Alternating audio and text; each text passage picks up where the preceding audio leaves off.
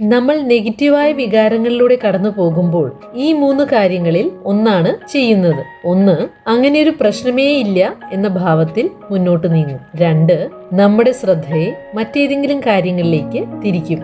3, നമ്മൾ പൊട്ടിത്തെറിക്കും. നമ്മുടെ വികാരങ്ങളെ നമ്മൾ തള്ളിക്കളയുവാനോ അടിച്ചു താഴ്ത്തുവാനോ ശ്രമിക്കുമ്പോൾ അവ നമ്മുടെ ശരീരത്തിൽ നിന്നും പോകുന്നില്ല. കാരണം അവ പ്രോസസ് ചെയ്യപ്പെടുന്നില്ല. അവ കൂടുതൽ ശക്തമാകുന്നു. അതുകൊണ്ട് തന്നെ അവ വീണ്ടും വീണ്ടും നമ്മൾ അനുഭവപ്പെട്ടുകൊണ്ടേയിരിക്കുന്നു. അതിനായി ഒരേ ഒരു പ്രതിവിധി എന്നത് അതിനെ പൂർണ്ണമായും ഫീൽ ചെയ്യുക എന്നതാണ്. അതിനെ എതിർക്കാനോ ഫിക്സ് ചെയ്യാനോ എക്സ്പ്ലെയിൻ ചെയ്യാനോ ഒന്നും ശ്രമിക്കേണ്ടതില്ല. അതിനെ വെറുതെ നമ്മിലൂടെ കടന്നു പോകാൻ മാത്രം അനുവദിക്കുക.